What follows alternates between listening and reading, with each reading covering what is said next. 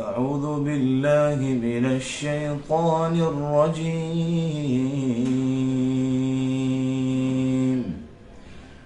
بسم الله الرحمن الرحيم.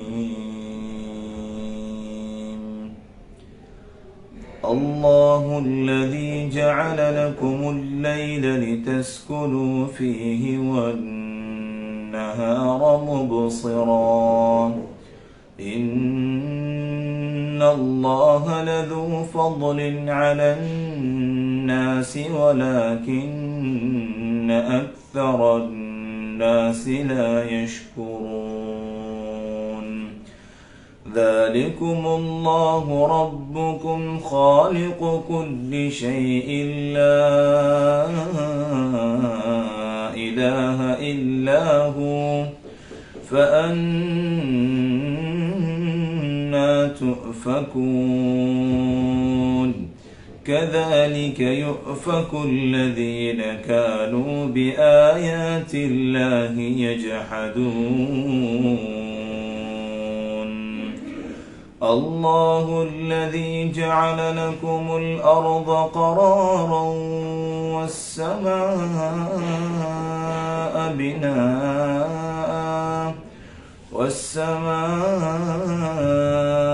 بناء وصوركم فأحسن صوركم ورزقكم من الطيبات. ذلكم الله ربكم فتبارك الله رب العالمين. هو الحي لا إله إلا هو فادعوه مخلصين له الدين. الحمد لله رب العالمين. قل إني نهيت أن أعبد الذين تدعون من دون الله لما جاءني البينات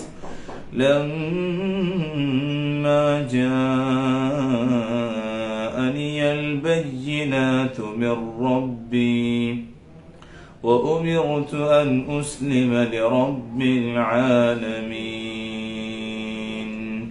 هو الذي خلقكم من تراب ثم من نطفة ثم من علقة ثم يخرجكم طفلا ثم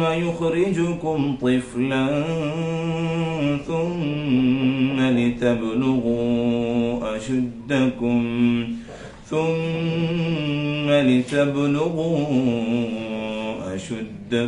ثم لتكونوا شيوخا ومنكم من يتوفى من قبل ولتبلغوا أجلا مسمى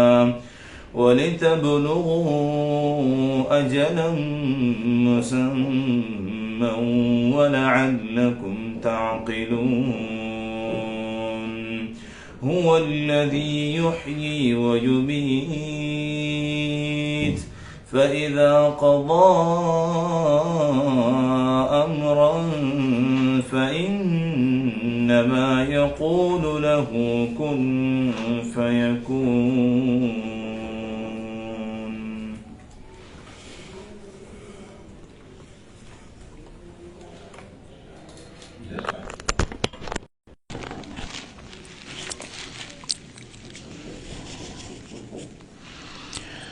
الحمد لله رب العالمين، والصلاة والسلام على أشرف الأنبياء والمرسلين نبينا محمد وعلى آله وصحبه وأهل طاعته أجمعين. أما بعد. محترم ومكرم سامعين حضرات، السلام عليكم ورحمة الله وبركاته. سورۃ المؤمن کی تفسیر جاری ہے اور آج آیت نمبر 61 سے ہم آغاز کر رہے ہیں۔ یہاں سے اللہ رب العزت کی توحید کے دلائل بیان ہوتے ہیں اور ان دلائل کا مقصد مشرکین مکہ اور کفار قریش کے سامنے اللہ تعالیٰ کی قدرت کاملہ کا اثبات کہ جو ذات ان تمام دلائل پر قادر ہے وہ بھلا جب قیامت قائم ہوگی تو قبروں سے تمہیں اٹھانے پر قادر کیوں نہیں؟ تو اللہ تعالیٰ فرماتا ہے اللہ الذی جعل لکم اللیل لتسکنوا فیہ، اللہ وہ ذات ہے جس نے بنایا تمہارے لیے اللیل رات کو ایک عظیم نشانی کے طور پر، لتسکنوا فیہ تاکہ تم اس میں سکونت اور آرام اختیار کر لو۔ اللہ تعالیٰ اللہ الذی، اللہ تعالیٰ وہ ذات ہے جعل لکم جس نے بنایا تمہارے لیے اللیل رات کو، لتسکنوا فیہ تاکہ تم اس میں سکون کر سکو، آرام کر سکو، والنہار مبصرا اور بنایا دن روشن تاکہ ہر شے تمہیں نظر آئے۔ تو رات تاریک ہوتی ہے، اندھیرا ہوتا ہے، اور تاریکی اور اندھیرا یہ سکون میں بڑا معاون ثابت ہوتا ہے، اس سے نیند انتہائی پرسکون ہوتی ہے۔ اور ایک انسان جتنا بھی تھکا ہو، جب وہ رات کو اپنی نیند پوری کر لیتا ہے تو تمام تھکاوٹیں دور ہو جاتی ہیں اور وہ اگلے دن اپنی معیشت کے اسباب تلاش کرنے کے قابل ہو جاتا ہے۔ تو رات اور دن اللہ تعالیٰ کی دو نشانیاں ہیں، رات آرام کے لیے اور سکون کے لیے، اور ایک نیند حاصل کرنے کے لیے جو آپ کو نشاط اور چستی مہیا کرے۔ اور دن روشن ہوتا ہے، ہر چیز کھلم کھلا نظر آتی ہے اور انسان آسانی سے معیشت کے اسباب حاصل کر سکتا ہے اور اپنے کام کاج میں نکل سکتا ہے۔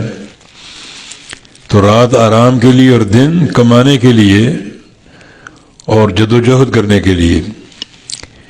ان اللہ لذو فضل علی الناس ولکن اکثر الناس لا یشکرون، بے شک اللہ تعالی بڑے فضل والا ہے علی الناس لوگوں پر، ولکن اکثر الناس لا یشکرون لیکن اکثر لوگ شکر ادا نہیں کرتے۔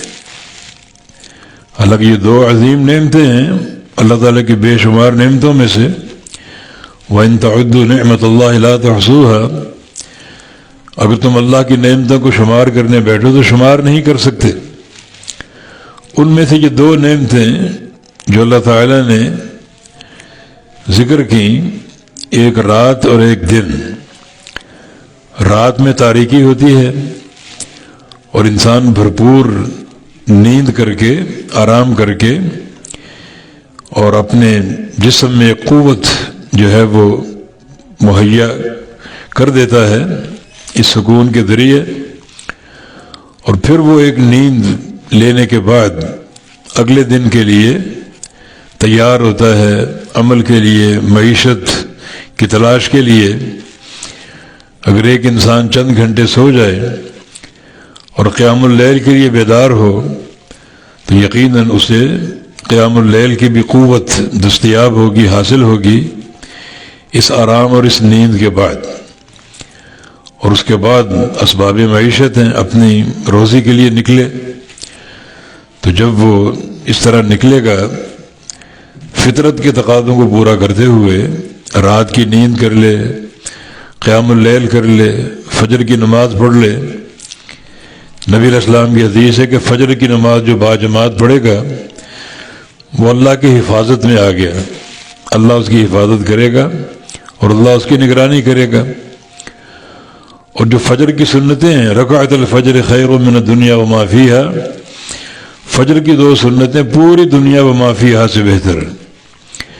ان پوری دنیا اکٹھی کر لی جائے جب سے دنیا بنی ہے اور قیامت تک کے لیے جو بھی دنیا ہے وہ ساری ایک مقام پر جمع کر لیں تو فجر کی 2 سنتیں ان سے بھی بڑھ کر اعلیٰ اور محبوب ہیں، ان سے بھی بہترین ہیں۔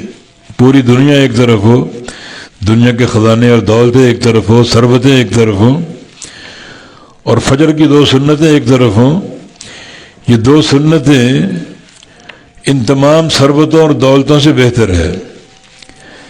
تو یہ ایک انسان جب فطری تقاضوں کو پورا کرے گا اور رات ایک مکمل آرام کرنے کے بعد اٹھے گا تو رات کا قیام بھی کر سکے گا، پھر فجر کی سنتیں ادا کر لے۔ لیکن فجر کی سنتوں میں نبی علیہ السلام کی جو ایک سنت تھی وہ یہ تھی کہ ہلکی پڑھا کرتے تھے۔ بعض لوگ یہ سنتیں بھی لمبی پڑھتے ہیں، لمبے لمبے سجدے کرتے ہیں، لمبے رکوع کرتے ہیں، حالانکہ ہلکا پڑھنا نبی علیہ السلام کی سنت ہے۔ پھر فجر کی نماز اگر باجماعت ہو تو بندہ اللہ تعالیٰ کی نگرانی اور اس کی حفاظت میں آ جاتا ہے۔ اور اس کے بعد اگر والنہار مبصرا، اللہ نے دن روشن کر دیا تو روشن دن میں اپنے کام کاج کے لیے نکلے۔ جب اس طرح گھر سے اللہ تعالیٰ کی عبادت انجام دیتے ہوئے نکلے گا تو اللہ تعالیٰ اس کے دن کے معمول میں برکتیں عطا فرمائے گا اور معیشت کے اسباب اس کے لیے آسان کر دے گا۔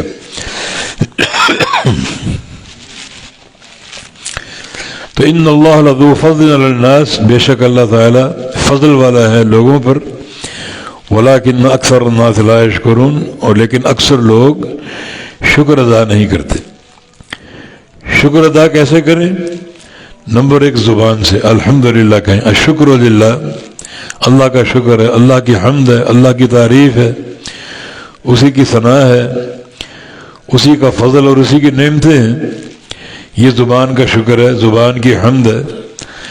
اور پھر دل کا شکر، دل کے شکر کا معنی بندے کا عقیدہ ہو کہ یہ ساری نعمتیں اللہ کی عطا ہیں، کسی غیر اللہ کی طرف سے نہیں ہیں، اللہ تعالیٰ کی عطا کردہ ہیں۔ یہ دل کا شکر ہے۔ یعنی شکر زبان سے بھی ہوتا ہے، زبان کے ذکر سے، اور شکر ایک اعتقادی مسئلہ انسان کے دل سے بھی ہوتا ہے کہ دل میں یہ ایک اقرار جازم ہو، تصدیق کامل ہو کہ ہر نعمت اللہ کی طرف سے، کسی غیر اللہ کی طرف سے نہیں ہے۔ اور پھر شکر کی تیسری عملی صورت ہے، جسم کے باقی اعضاء جو ہیں ان کو اللہ کی اطاعت میں جھکا دے، فرمانبرداری میں جھکا دے۔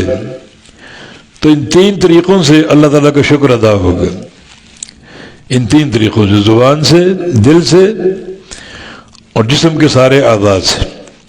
تو اللہ تعالیٰ کی من جملہ نعمتوں میں سے یہ 2 نعمتیں بڑی عظیم الشان ہیں۔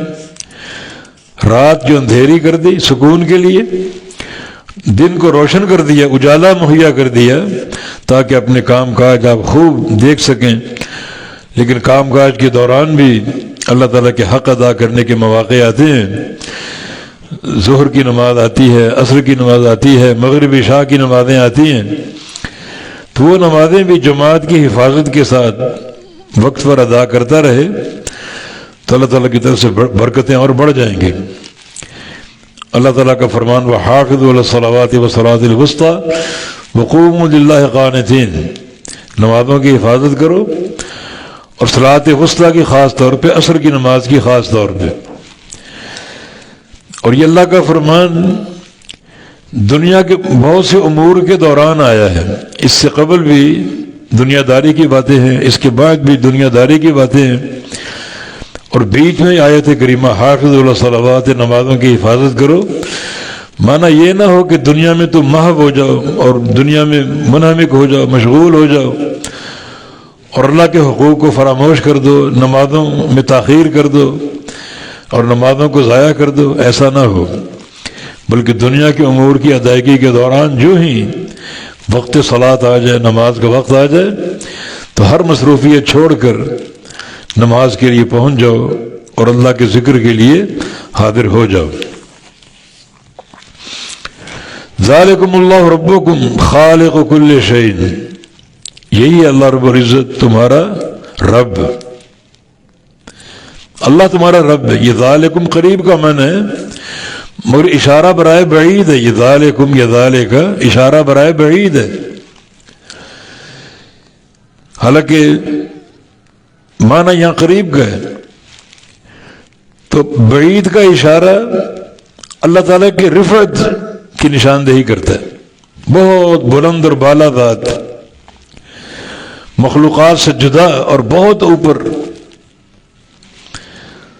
تو یہ اس کی عظمت کو ظاہر کرتا ہے۔ حالانکہ اشارہ برائے قریب ہے، مگر یہاں بعید کا اشارہ لا کر اللہ تعالیٰ کی رفعت مکان کو اور اس کی عظمت کو اجاگر کیا گیا ہے۔ ذالکم اللہ ربکم، یہی اللہ تمہارا رب، خالق کل شیء، ہر شے کا خالق۔ ربکم یہ خبر ہے، یعنی مضاف مضاف الیہ مل کر، اور خالق کل شیء بھی مضاف مضاف الیہ مل کر خبر ثانی۔ اللہ تعالیٰ کے بارے میں دو خبریں ہیں، ایک یہ کہ وہ تمہارا رب ہے، اور دوسرا یہ کہ ہر شے کا خالق ہے۔ اور ہر شے کا خالق ہونا صرف اللہ نے دعویٰ کیا ہے۔ یہ کائنات میں بہت سے معبود لوگوں نے بنا رکھے ہیں، کسی کا یہ دعویٰ نہیں کہ میں ہر شے کا خالق ہوں، صرف اللہ کا دعویٰ، اللہ ہر شے کا خالق ہے، چھوٹے سے ذرے سے لے کر ان وسیع و عریض آسمانوں تک ہر شے کا اللہ خالق ہے۔ تو اللہ تعالیٰ کے بارے میں دو خبریں، ایک وہ تمہارا رب ہے، اس کو رب مانو۔ رب ماننے کا معنی وہی خالق، وہی مالک، وہی رازق، وہی مشکل کشا، وہی حاجت روا، وہی دستگیری کرنے والا، وہی گنج بخش، وہی داتا۔ رب میں یہ سارے معنی ہیں، ہم نے یہ سارے معنی مخلوقات کو دے دی، فلاں دستگیر ہے، فلاں داتا ہے، فلاں مشکل کشا ہے، فلاں حاجت روا ہے، فلاں بیڑے پار لگانے والا ہے۔ ان سارے ربوبیت کے معنی ہم نے مخلوقات کو دے دی۔ تو اللہ کو رب کہاں مانا؟ رب ماننے کا مانا اللہ ہی رب، اور کوئی رب نہیں۔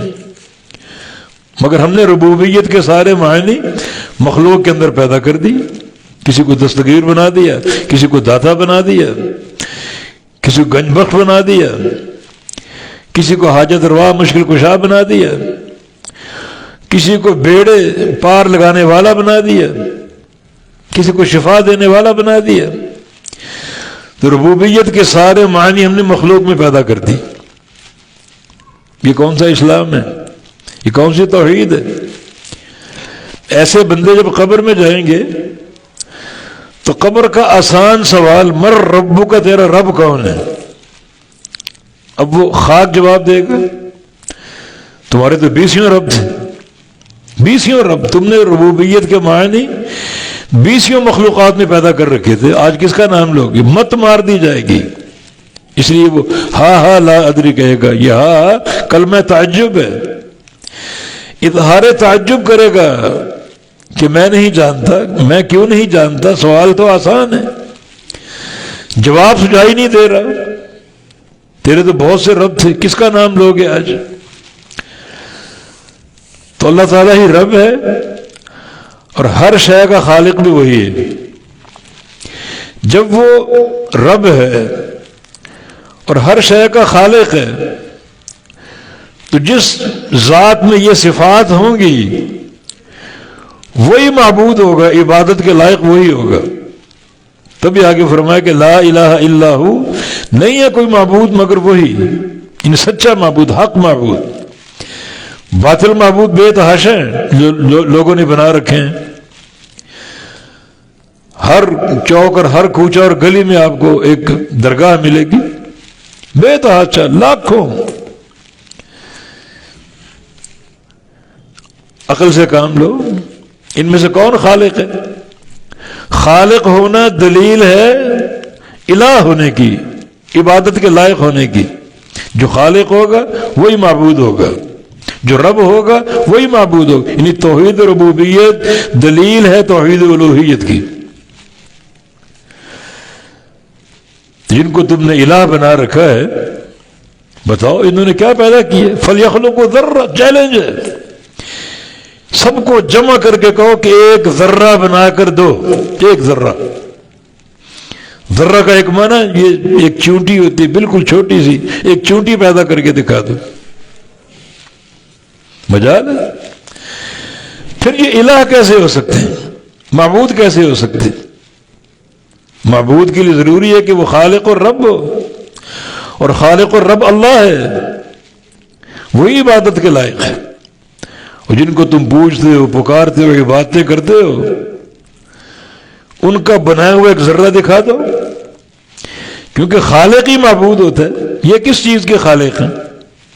اور اللہ خالق کل شے، ہر شے کا خالق ہے، ایک باریک ذرے سے لے کر وسیع آسمانوں تک، اور اوپر کرسی اور عرش معلیٰ، جو چیزیں دکھائی دے رہی اس کا بھی وہ خالق ہے، جو نہیں دکھائی دے رہی ان کا بھی وہ خالق ہے۔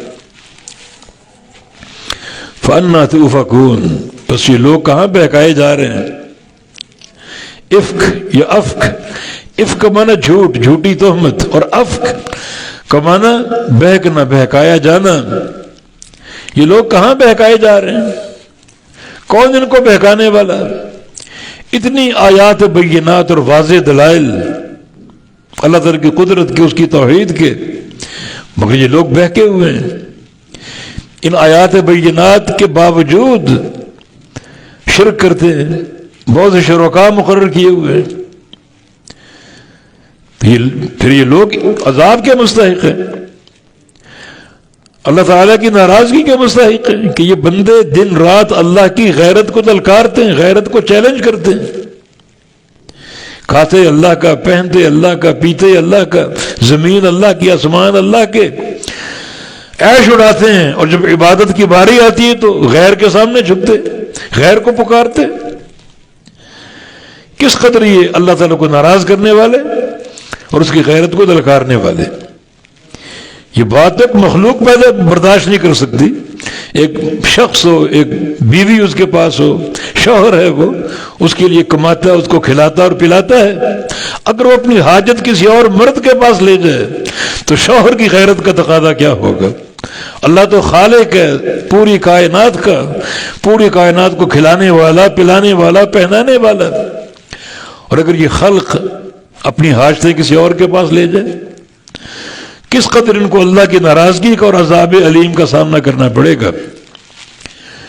کذالک یؤفک الذین کانوا بآیات اللہ یجحدون، اسی طرح بہکائے جاتے تھے الذین، وہ لوگ، کانوا جو تھے، بآیات اللہ، اللہ کی آیات کا یجحدون، انکار کرتے۔ مشرکین مکہ بہکائے گئے، انہوں نے انکار کیا، اور یہ پہلے لوگ نہیں ہیں، ان سے قبل بھی انبیاء بھیجے، انبیاء کی امتیں تھیں، وہ امتیں بھی بہکائی گئیں۔ کذالک، اسی طرح، یؤفک الذین، بہکائے گئے وہ لوگ، کانوا جو تھے، بآیات اللہ، اللہ کی آیات کے ساتھ، یجحدون، انکار کرتے۔ اللہ تعالیٰ کی آیتوں کو مانتے جائیں، اس کے فرامین کو مانتے جائیں تو توحید ان کے دلوں میں ثبت ہو جائے گی، توحید کے عمل پر یہ قائم و دائم ہو جائیں گے۔ لیکن آیات کا انکار کر دو، آیات بینات کی توجہ نہ دو، تو پھر بہکانا ہی ہے، بہکاوا ہی ہے، پھر شرک ہی ہے، پھر غیر اللہ کی عبادت ہی ہے۔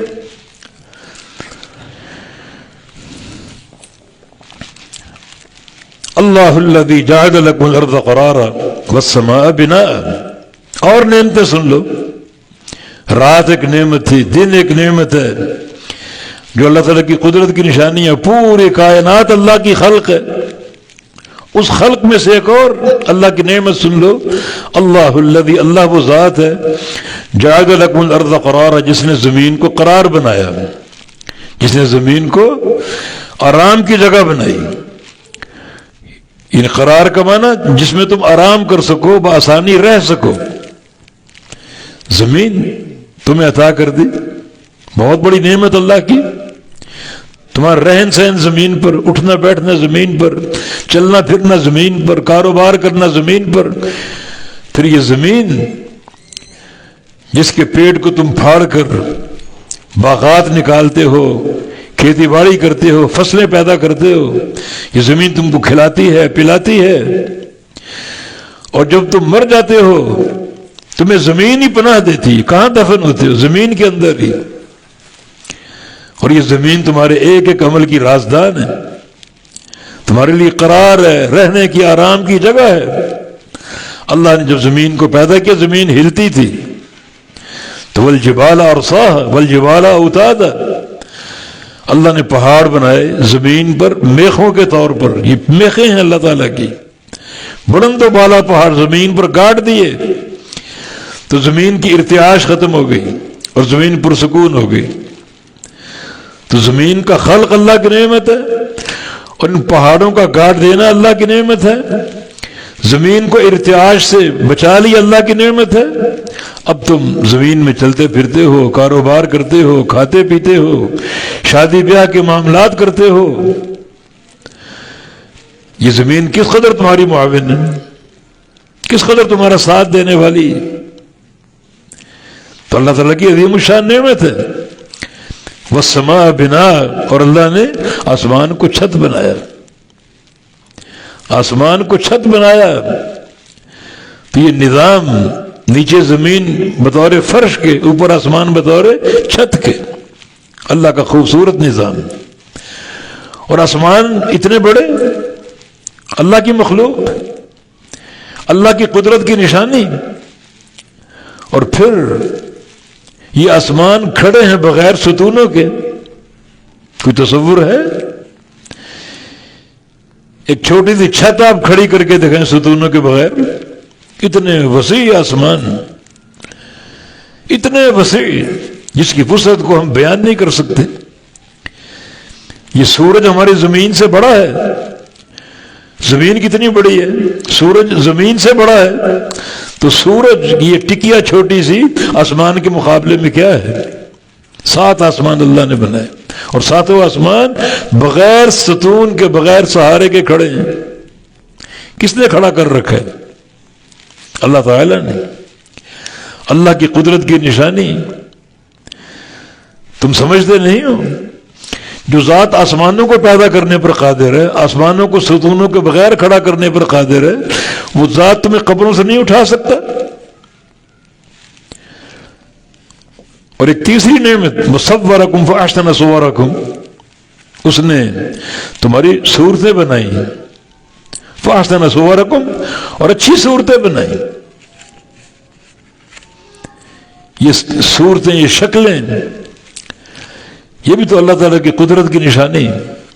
کروڑہ لوگ موجود ہیں، ہر چہرے پر آنکھیں ہیں، ناک ہے، کان ہے، رخسار ہیں، ہونٹ ہیں، پیشانی ہے، مگر کسی کی شکل دوسرے سے ملتی نہیں ہے۔ اس قدرت کی نشانی پر غور کرو، کسی کی شکل نہیں ملتی۔ اربوں کھربوں لوگ ہیں، ایک دوسرے کے چہرے کی مماثلت نہیں ہے، حالانکہ چہرہ ایک ہی چند اعضاء پر مشتمل، شکل نہیں ملتی۔ اس کی قدرت کی نشانی، اس نے کیسے یہ فرق رکھے چہروں کے درمیان، اتنا دقیق اس کا نظام۔ اور تمہارا یہ عذر بیکار قسم کا کہ اللہ تعالیٰ مردوں کو زندہ نہیں کر سکے گا، ایسی قادر ذات، قادر ہستی، زمین بنا دی، پہاڑ بنا دیے، آسمان بنا دیے، ستونوں کے بغیر کھڑا کر دیا، لوگوں کو بنایا، ان کی شکلیں بنائیں، ان شکلوں میں اس کی قدرت کی نشانیاں ہیں۔ اور تم کیا کہہ رہے ہو؟ اللہ قیامت قائم کرنے پر قادر نہیں؟ تمہیں قبروں سے اٹھانے پر قادر نہیں ہے؟ کتنی بڑی بدگمانی اللہ کے بارے میں اور اس کی قدرت کا انکار۔ تو اللہ کی نشانیوں کو، نعمتوں کو گنتے جاؤ۔ وَصَوَّرَكُمْ فَأَحْسَنَ صُوَرَكُمْ، اس نے تمہاری شکلیں بنائی، صورتیں بنائی، بس خوبصورت صورتیں بنائی۔ وَرَزَقَكُمْ، اور رزق دیا تم کو، مِنَ الطَّيِّبَاتِ، پاکیزہ چیزیں، پاکیزہ چیزوں سے رزق دیا تمہیں۔ دیکھو رزق کو اپنے ہاتھ میں لے کر دیکھو، اللہ نے کیا کچھ بنا دیا، اناج بنا دیا، پھل بنا دیے، گوشت بنا دیے، ہر چیز پاکیزہ ہی پاکیزہ، انتہائی پاکیزہ۔ دوسری مخلوقات کو دیکھو، وہ کس قسم کی چیزیں کھاتے ہیں، کیسی روزی ان کی ہے، وہ کیا چیزیں کھاتے ہیں، کیا چیزیں کھاتے ہیں، اور تمہیں اللہ تعالیٰ نے کتنی پاکیزگی عطا فرما دی، انتہائی پاک اور پاکیزہ عمدہ رزق تمہیں عطا فرما دیا۔ فتبارک اللہ رب العالمین۔ بس اللہ تعالیٰ بڑی برکت والی ذات ہے کہ تمام جہانوں کا رب ہے، تمام جہانوں کا رب۔ برکت والی ذات کا معنی اس میں برکت ہی برکت، ہر چیز کو بڑھاتا ہی بڑھاتا ہے، کوئی وہاں کمی نہیں ہے، اس کے خزانوں میں کمی نہیں ہے۔ کب سے دنیا کھا رہی ہے اور کب تک کھاتی رہے گی، جیسا کہ حدیث قدسی میں سارے انسان، سارے جن جو گزر چکے وہ بھی آ جائیں، جو موجود ہیں وہ بھی آ جائیں، جو آئندہ پیدا ہوں گے وہ بھی آ جائیں، اور ایک میدان میں جمع ہو کر اللہ تعالیٰ سے جو چاہے مانگے، اور اللہ سب کو دیتا جائے دیتا جائے دیتا جائے۔ ما نقص ذلك مما عندي الا ما ينقض المخيط من الماء اذا ادخل في البحر۔ سب کو دینے کے بعد، فی الفور دینے کے بعد، میرے خزانوں میں اتنی کمی بھی نہیں آئے گی جتنی کمی سمندر میں سوئی ڈبونے سے آتی۔ سمندر آپ کے سامنے ٹھاٹھے مار رہے، ایک سوئی ڈبو کر نکال لو، کچھ کمی محسوس ہوگی؟ کوئی کمی محسوس نہیں ہوگی۔ اللہ کے خزانوں میں اتنی کمی بھی نہیں آئے گی۔ یہ اس کا رزق ہے اور اس کی عطا تو بڑی بابرکت ذات ہے جو تمام جہانوں کو پالنے والا ہے۔ هو الحی، وہی زندہ ہے۔ هو الحی، مبتدا خبر دونوں معرفہ ہیں، اور جب خبر معرفہ ہو تو کلام حصر پیدا ہو جاتا ہے، وہی زندہ ہے، باقی کوئی زندہ نہیں، باقی سب کی زندگی عارضی، وہ زندہ ہے، اس کی زندگی حیات اس کی مستقل، ایسی ذات ہے ہمیشہ سے ہے جس پر کبھی عدم نہیں آیا اور ہمیشہ رہے گا، کبھی فنا نہیں آئے گا۔ ازلی اور ابدی، اللہ ازلی اور ابدی ہے۔ ازلی کا معنی کبھی معدوم نہیں تھا، ہمیشہ موجود ہے، اور ابدی کا معنی کبھی معدوم ہوگا نہیں، ہمیشہ موجود رہے گا۔ والجن والانس یموتون، جن بھی مر جائیں گے، فرشتے مر جائیں گے، پرندے چرندے جانور سب مر جائیں گے، حتیٰ کہ ملائکہ بھی، ایک اللہ باقی، وہی زندہ ہے۔ لا الہ الا ہو، نہیں ہے کوئی معبود مگر وہی۔ فادعوہ مخلصین لہ الدین، پس پکارو اس کو اسی کے لیے دین کو خالص کرتے ہوئے۔ فادعوہ مخلصین، یہ حال واقع ہے مخلصین، اس کو پکارو اس حال میں اس طرح کہ اسی کے لیے دین کو خالص رکھو، خالص اس کی عبادت ہو، خالص اس کا دین ہو، نہ دین میں کوئی ملاوٹ ہو، نہ عبادت میں کسی قسم کا شرک ہو، نہ کوئی ریاکاری ہو، اخلاص پر قائم ہو۔ الحمدللہ رب العالمین، تمام تعریفیں اللہ کے لیے ہیں جو تمام جہانوں کا پالنے والا ہے۔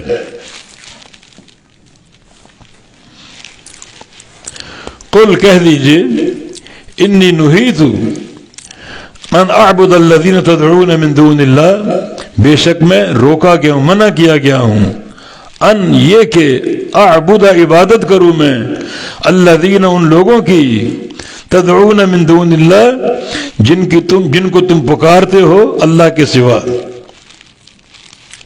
میں ان کی عبادت کروں جن کو تم اللہ کے سوا پکارتے ہو، وہ لوگ ہوں، پتھر ہوں، حجر ہوں، شجر ہوں، کچھ بھی ہوں، جن کو تم اللہ کے سوا پکارتے ہو، مجھے روکا گیا ہے کہ میں ان کی عبادت کروں۔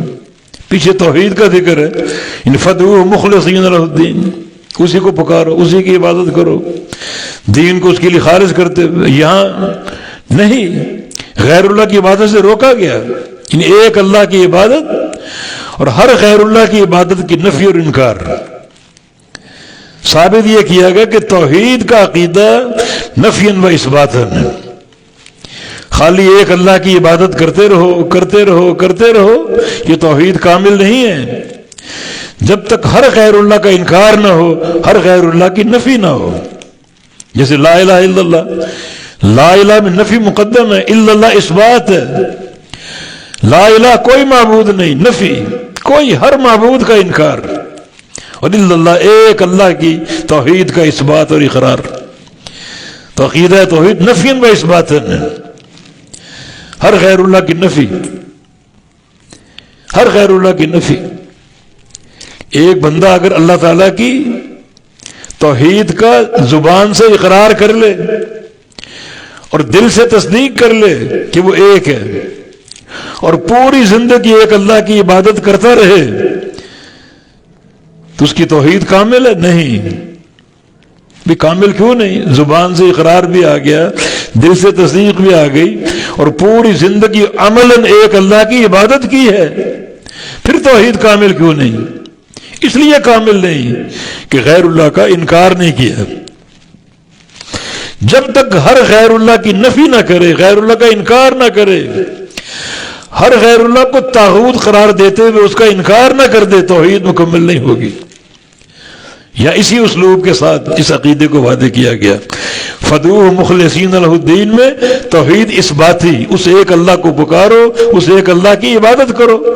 اور قل انی نہیت، آگے جو آیت ہے اس میں نفی کی توحید، ہر غیر اللہ کی نفی، ہر غیر اللہ کا انکار.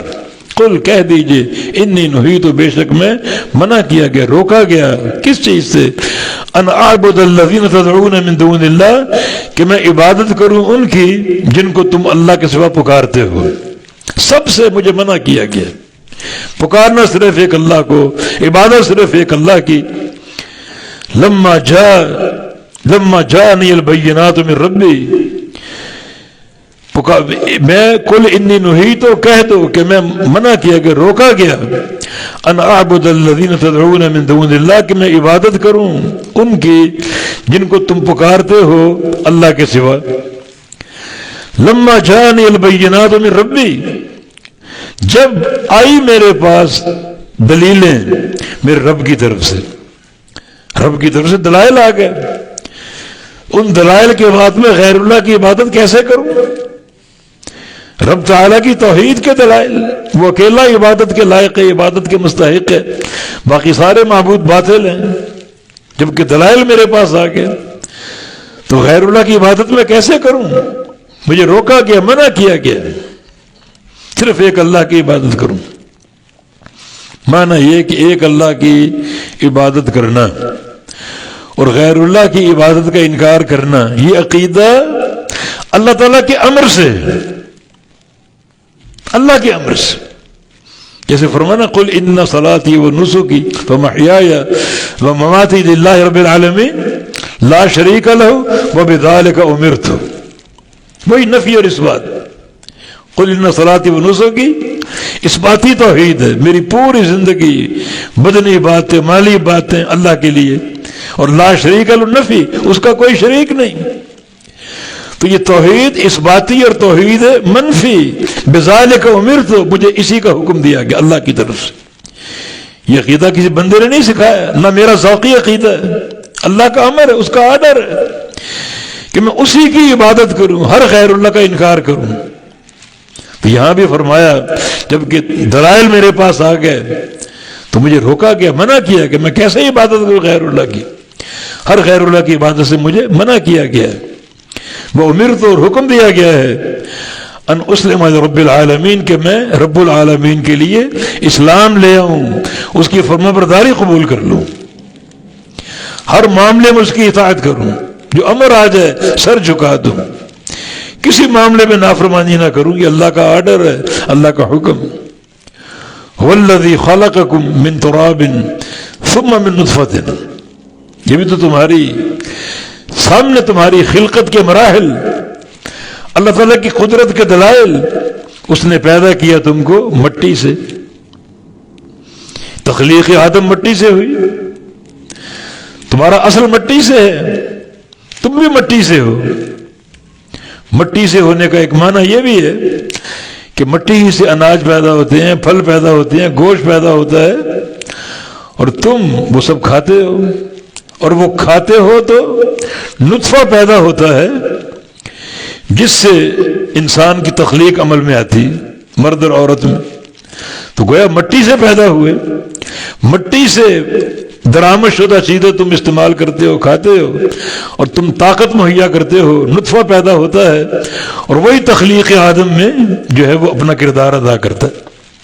تو اللہ وہ ذات جس نے پیدا کیا تم کو مٹی سے، ثم من نطفۃ، پھر نطفہ سے، ثم من نطفۃ، نطفہ سے، چنانچہ وہ نطفہ ہر بندے کی تخلیق کا آغاز ہے، رحم مادر میں جو ٹپکتا ہے اور پہنچتا ہے۔ والسماء والطارق وما ادراک ما الطارق النجم الثاقب ان کل نفس لما علیہا حافظ، اور آگے جو ہے وہ انسان کی تخلیق،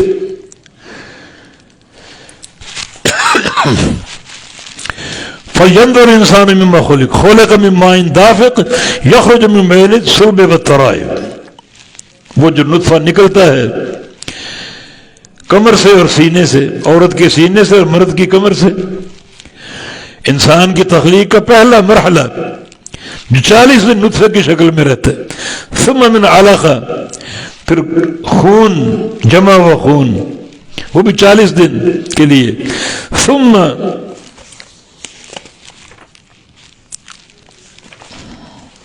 یخرجکم طفلا، پھر اللہ تم کو نکالتا ہے بچہ بنا کر۔ مضغہ کا بھی ذکر دوسرے مقامات پر، یعنی گوشت کی بوٹی، پھر آہستہ آہستہ ہڈیاں، پھر انسان کی تخلیق مکمل ہوتی ہے، پھر تم کو نکالتا ہے بچہ بنا کر، ثم لتبلغوا اشدکم، اور پھر تاکہ تم پہنچو اپنی جوانی کو، ثم لتکونوا شیوخا، اور پھر تاکہ تم بوڑھے ہو جاؤ۔ سب مراحل ہیں، ایک انسان نطفہ، پھر علقہ، پھر مضغہ، پھر طفل، اور پھر جوانی شباب، اور پھر شیخوخت بڑھاپا۔ وَمِنْكُمْ مَنْ يَتَوَفَّى مِنْ قَبْلُ، اور تم میں سے کچھ لوگ اس سے قبل فوت ہو جاتے ہیں، یعنی بڑھاپے کی عمر میں پہنچنے سے پہلے۔ وَلِتَبْلُغُوا أَجَلًا مُّسَمًّى، اور تاکہ تم پہنچو اپنی مقررہ میعاد کو۔ جو بھی انسان پیدا ہوتا ہے اس کی میعاد مقرر ہے، وہ کب تک زندہ رہے گا یا کب اس کو ختم کر دیا جائے گا۔ کچھ لوگ نطفے میں ہی ختم ہو جاتے ہیں، کچھ لوگ علقہ اور مضغہ، اور وہ اس مرحلے میں ختم ہو جاتے ہیں، پورا نہیں ہو پاتا۔ کچھ لوگ بچپن میں فوت ہو جاتے ہیں، کچھ جوانی میں فوت ہوتے ہیں، کچھ بڑھاپے میں فوت ہوتے ہیں، اور کچھ مزید آگے بڑھتے ہیں اور ان میں ارذل العمر آ جاتی، اور ہر چیز جواب دے جاتی ہے، حواس باختہ ہو جاتا ہے، کوئی چیز یاد نہیں رہتی، سارا نظام شل ہو جاتا ہے۔ تو اللہ تعالیٰ نے ہر شخص کا ایک وقت مقرر بنا رکھا ہے، وَلَعَلَّكُمْ تَعْقِلُونَ، تاکہ تم عقل سے کام لو۔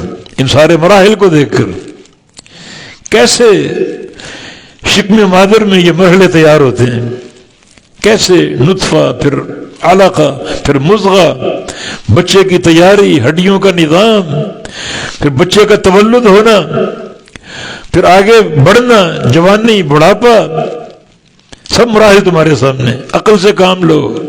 یہ کرنے والا کون ہے؟ ان سارے مراحل میں انسان کو پہنچانے والا کون ہے؟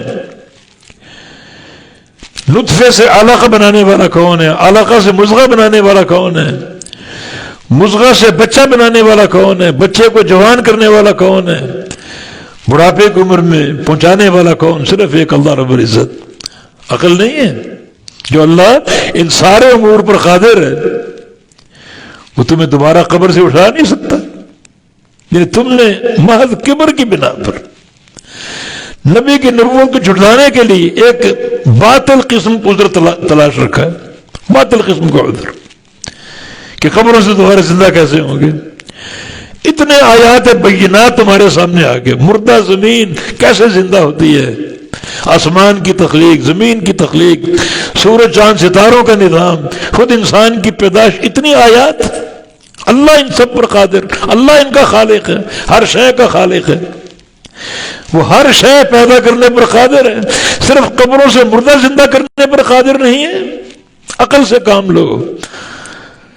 هو الذی یحیی و یمیت، وہی اللہ زندہ کرتا اور مارتا ہے۔ پیدا کرنا اس کا کام، مارنا اس کا کام، سارا نظام اس کے ہاتھ میں۔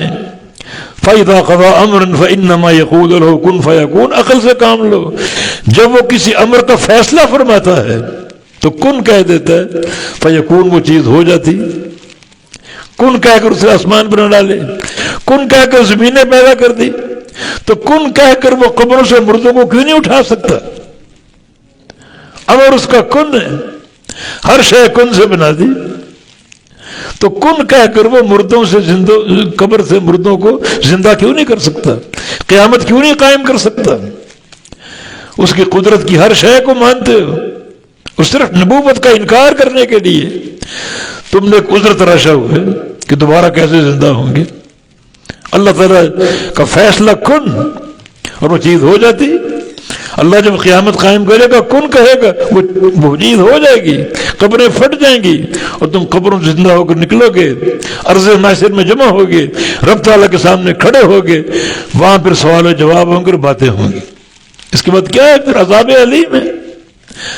تمہیں موقع دیا گیا، نبی کی نبوت مان لو، قبول کر لو، ایمان لے آؤ، اپنے آپ کو چکا دو، مگر ایک عذر تم نے بہانہ ایک تلاش کر کے اللہ کے نبی کی نبوت کا انکار کیا اور کرتے رہے حتیٰ کہ قبروں میں پہنچ گئے۔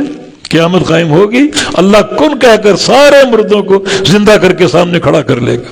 اب بتاؤ کیا جواب دو گے، کیا حساب دو گے؟